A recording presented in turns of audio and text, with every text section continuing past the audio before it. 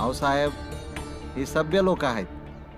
यांच्या सुनेने यांच्या कुटुंबाच्या आबरूशी एवढा मोठा खेळ केला तरी बी तिच्या दुःखात नुसती रडायला लागल्यात. अहो साहेब, हे तिला नाही मारू शकत. हे खरं सांगतायत साहेब.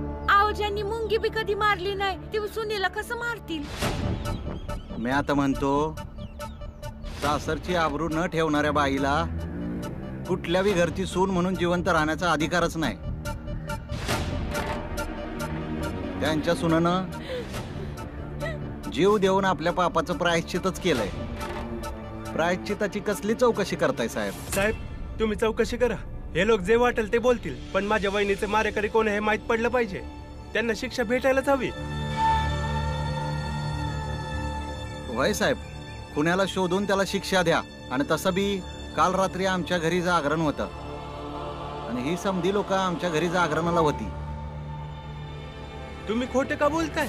वय, आम्ही समधी खोटं बोलतोय. तुझ्या आई बाबा खोटं बोलताय, तुझा भाऊ खोटं बोलतोय, फक्त तूच खरं बोलतोय. कसलं लोक आहेस तू? तुझ्या म्हाताऱ्या आई बापावर आरोप करताना लाज नाही वाटत तुला? आता चौकशीसाठी राहिलंय काय? तू तुझ्या आई बापाच्यावर आरोप लावले, हे यांच्या सांगण्यावरनं अगदी खोटे ठरतायत. या दुःखातून सावरण्यासाठी देव तुम्हाला शक्ती देऊ. या घटनेची चौकशी करणं माझं काम होतं, पण या दोघांच्या सांगण्यावरून असं वाटतं का तुम्ही त्यांच्या संग होते. आता मी जातोय, त्यामुळे तुम्ही आता याची अंत्ययात्रा काढायची तयारी करा. साहेब, साहेब माझ्यावर विश्वास ठेवा. माझ्या वहिनीने आत्महत्या नाही केली, त्यांची हत्या झाली आहे. तुम्ही चौकशी तरी करा, तुम्हाला समजा खरं कळेल. साहेब, साहेब,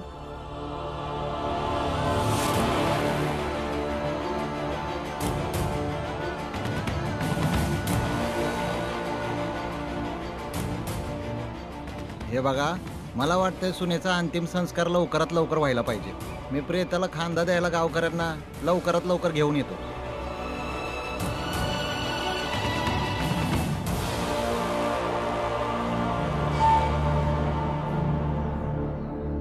हे बघ, तुझ्या वहिनीला आम्हीच मारले. तुला काय करायचं ते कर.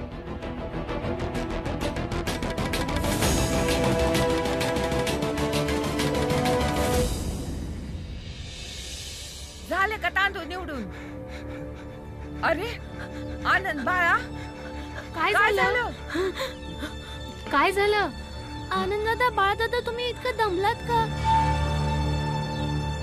काहीतरी बोला ना. मंजुळा, भास्करची वहिनी मेली. मेली म्हणजे? अरे पण कशी मेली?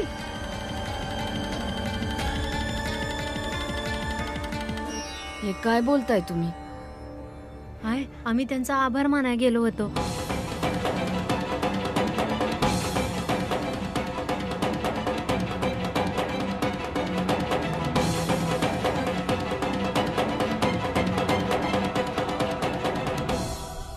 माहित नाही हे लगीन मोडल्यानंतर काय काय परिणाम होणार आहेत, आणि हे समज तुमच्यामुळेच झालेलं आहे. पहिलं तर एका मुलीची वरात तिच्या घरला येऊन परत गेली, आणि आता बाईचा जीव गेलाय. वहिनी, मानलं की जे काय बी होत आहे ते ठीक नाही होत आहे, पण याचा अर्थ हा नाही की प्रत्येक गोष्टीचा खापर तू या पोरांवर फोडशी. तिच्या मरणाचा आणि लगीन मोडण्याचा काय संबंध आहे? मी तर फक्त हेच जाणतो की मंजुळा त्या घरला नाही जाणार. कुणास ठाऊक उद्या माझ्या बहिणीला बी मारून टाकलं तर? त्या बाईच्या मरणाची जबाबदारी आपल्या समध्यांची आहे. जरा बी नाही.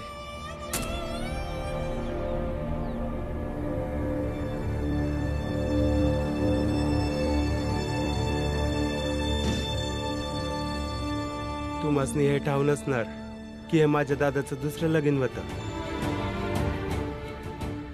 पहिली वाली वहिनी आग लागून मेली की मारून टाकली गेली, नाही ठाव.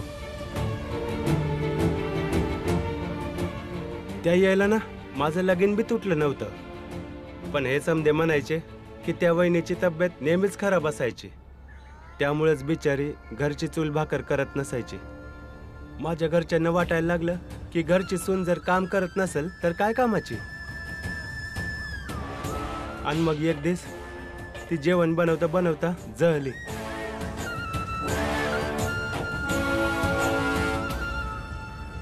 की जाळली होती नाही ठाऊ.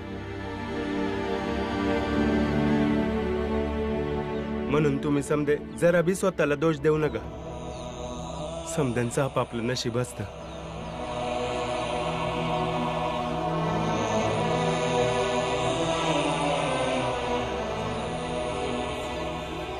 तुम्ही दोघं भाऊ हे माझ्या वहिनीच्या घरातून घेऊन आले. यात माझ्या वहिनीच्या समध्या आयुष्यभराची मिळकत आहे. हे समज तुम्ही मंजुळेला द्या. ती आपल्या जवळ ठेवल आणि पुढे शिकत राहील. तेव्हा माझी वहिनी जिथं कुठं असेल त्यासनी असं वाटेल की ती बी पुढे शिकते.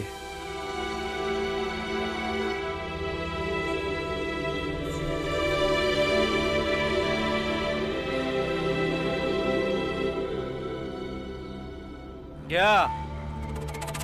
काय नशीब आहे या लोकांचं, ज्यांच्याशी यांचं नातं जुळतं कुणा ना कुणाचा तरी मृत्यू होतोच.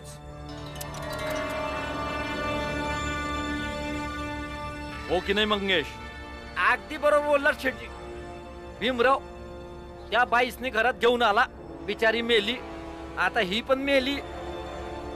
तुम्ही बी आमच्या घरापासून लांब राहा, नाहीतर असं नका व्हायला की आमच्या कुटुंबाची थट्टा करता करता तुम्ही लोकच नग मरून जायला. शेटजी बघा काय बोलतोय हा. तुझ्या तर आम्ही नाही, तू मरशील. तुझा पूर्ण खानदान मरल. पहिले भीमराव पळाला, त्याच्या माग रामजी पळाला.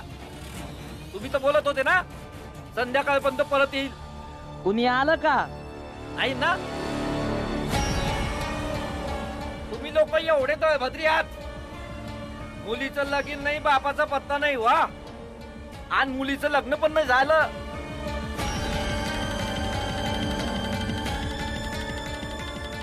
आम्ही तुमचा राग का करतो माहितीये का? कारण तुम्ही दळभद्री आहात. आणि आम्हाला जेव्हा पण वाटेल ना आम्ही तुम्हाला तेव्हा दाखवून देऊ का तुम्ही दळभद्रीच आहात. कळलं का? खूप छान मंगेश. चल आता.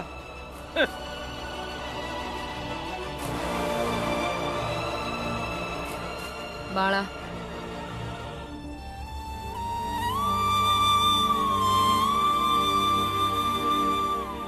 ते तुमच्या कुटुंबाबरोबर जे झालं ते चांगलं नाही झालं.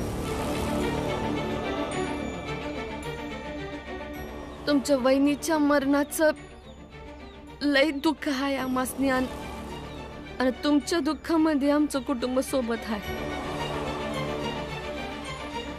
तुम्ही समजे अजिबात चिंता करू नका. भीमरावानं त्याचे बाबा लवकर येतील. आणि जर तुम्हाला कोणत्या बी प्रकारची मदत पाहिजे असेल तर तुम्ही मला सांगा. नाही नाही, तुमच्याकडनं मदत नाही घ्यायची. आणि हात जोडते तुमच्या मोहर, पुन्हा या घरला नका येऊ. मला नाही वाटत की आमच्या दुश्मनांमुळे तुमचं नुकसान व्हायला हवं.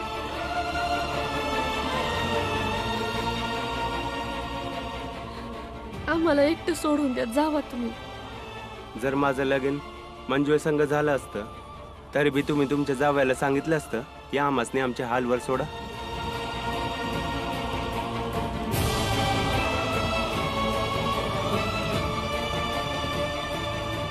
पण लगीन तर झालं नाही ना?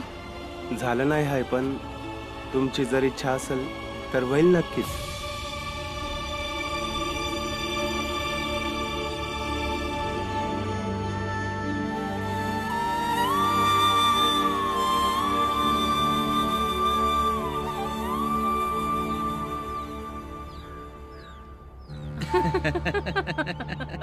अरे तू चिंता कशा पायी करतोय?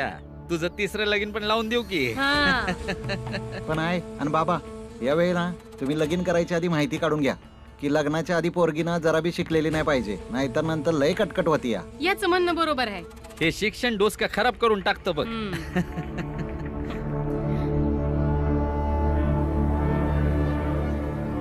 या घरला अशी कोणती बिनवरी नाही येणार जिचं शेवट तुम्ही ठरवाल. आणि म्या बी बघतो की दादाचं लगीन कसं काय होतं.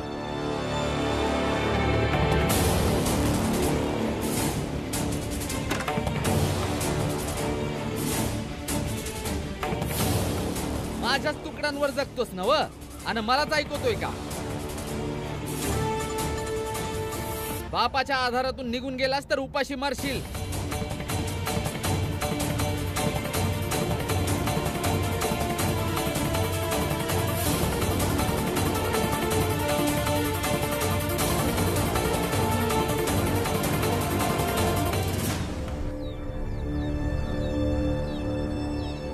जातोय घर सोडून.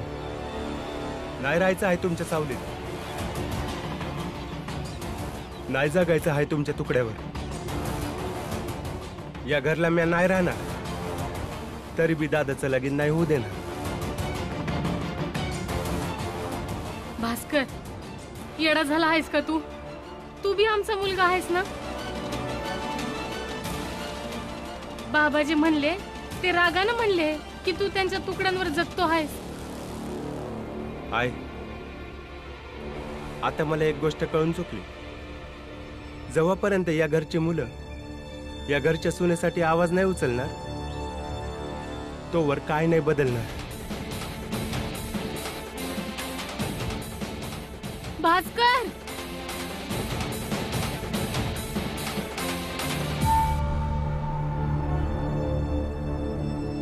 सेठजी, आता संधी चालून आलीये. आता भीमराव नाही आणि रामजी बी नाही. यांना घरातून काढून बाहेर फेकू. साताऱ्याचा कलंक पण मिटल आणि आपलं गाव पण शुद्ध होईल. तू बरोबर बोलतोयस मंगेश. कलंक तर मिटवावंच लागेल. चला गाववाल्यांना एकत्र करूया. नाही नाही शेठजी, आता दिवसा ढवळ्या नाही. आता दिवसा जर आपण लोकांना एकत्र केल्यात तर ते पेंडसे गुरुजी आणि ते आंबेडकर गुरुजी पण येतील न बोलावता आणि लोकांना ज्ञान पाचतील. असं बी होऊ शकतं त्यांच्या ज्ञानानं लोकांचं मन पलटल. आता काही ही योग्य नाही. हा, हे दोघं काम बिघडू शकतात. मग आता काय करायचं आपण? शेठजी, पैक खर्च करावा लागल. काही तोंड झाकलेल्या समाजाच्या ठेकेदारांना एकत्र आणावं लागेल. ते रात्रीच्या अंधारात अख्खा कचरा साफ करून टाकतील आणि कुणाला बी कळणार नाही. गर्दी जमा करून काम नाही होणार शेठजी.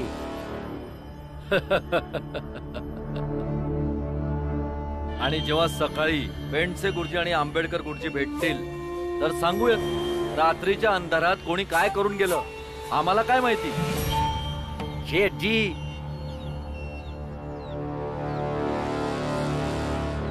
कुणाला बी तुमच्यावर संशय नाही येणार. समद्यांचा संशय भास्करच्या बापावर जाईल. आता तर फक्त रात्र होण्याची वाट बघूया मंगेश.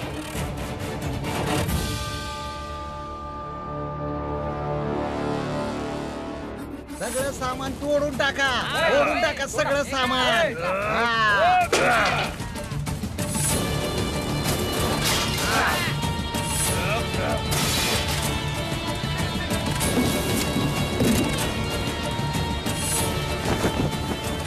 हे बाहेर निघा, समधीच्या समधी. निघा लवकर, निघा बाहेर. समधीच्या समधी बाहेर या. या बाहेर या. निघा बाहेर. बाहेर लवकर. अरे हे काय करताय समजा? आम्ही तीच लोक आहे ज्यांना वाटत नाही की तुम्ही या गावात राहावं. कारण तुम्ही लोक या गावात राहायच्या लायकीची नाही आहात. मुलीची वरात मध्येच निघून गेली आणि बाप आणि मुलगा घर सोडून गेल्यात. सगळेच्या सगळे बाहेर व्हा. मग आम्ही कुठं जायचं? आम्ही काय ठेका घेतलाय वय तुम्हा लोकांचा? अरे काय करताय? जर पोरगा सुखरूप पाहिजे असेल तर गपगुमान सामान घेऊन इथून निघायचं.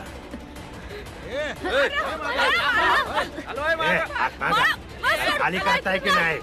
खाली करताय की नाही? तुम्ही जे सांगाल ते आम्ही करू. बाळा बाळा थांब. तुम्ही सोडा त्याला. सोडा माझ्या पोराला. लवकर जा. वय जातो.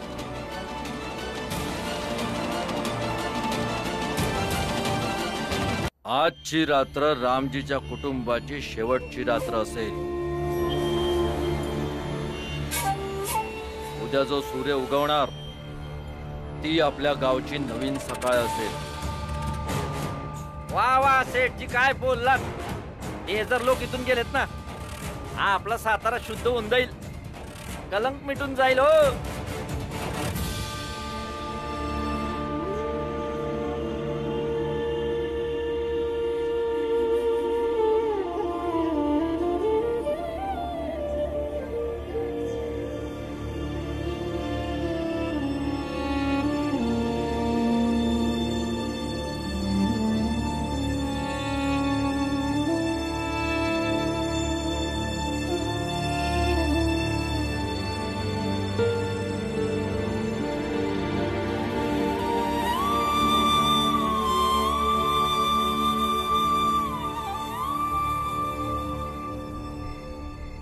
इथनं सरळ स्टेशनला जायचं आणि तिथनं कोणती बी रेल्वे गाडी पकडून कुठेतरी लांब निघून जा. आणि हा परत या गावात यायची कधी बी हिम्मत करायची नाही. तुमचा हा रडका चेहरा पाहून आम्हाला काय बी दया येणार नाही आणि कोणी बी या गावचं तुम्हाला मदतीसाठी धावणार नाही. अख्ख्या गावात एक माणूस बी नाही जो तुमच्यासाठी धावत येईल. कारण तुम्ही लोक तसेच आहात. मुलीचं लगीन काय जुळलं पोरांना हाहाकार माजवला. वय आता बाप तर घर सोडून पळून गेला. आता तुम्हाला वाचवायला दुसरा कोण येणार आहे? मला तर नाही वाटत की तुझा नवरा बी येईल. निघा इथून. थांबा.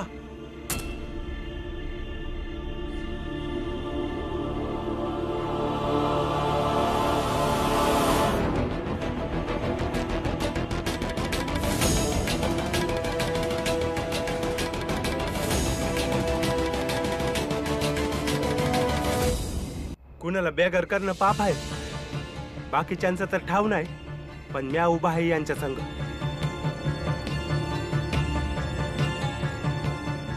आणि म्या हे पाप होऊ देणार नाही. जीवाची धास्ती नाही आहे का तो इकडं मरायला आलाय.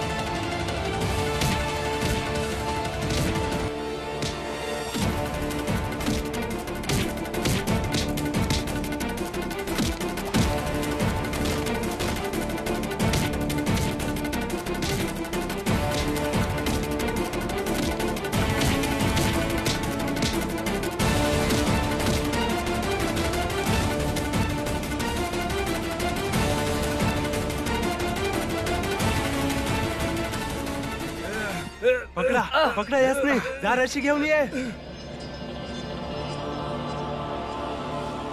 शेठजी तुम्हाला काय वाटतं त्या माणसाईनं त्यासनी घरातून बाहेर काढलं का?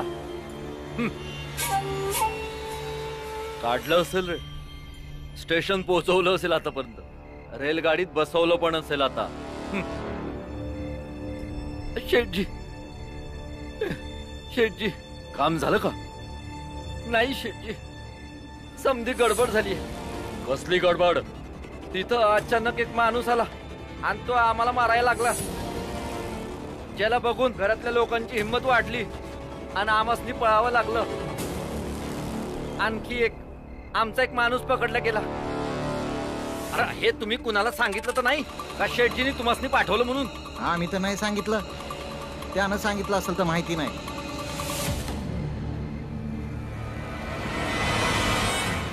कोण आहात तुम्ही? सोडून द्या, मला जाऊ द्या. मी माझ्या मर्जीने नाही आलो, मला कुणीतरी पाठवलंय. तर मग सांगा कोणी पाठवलंय तुम्हाला?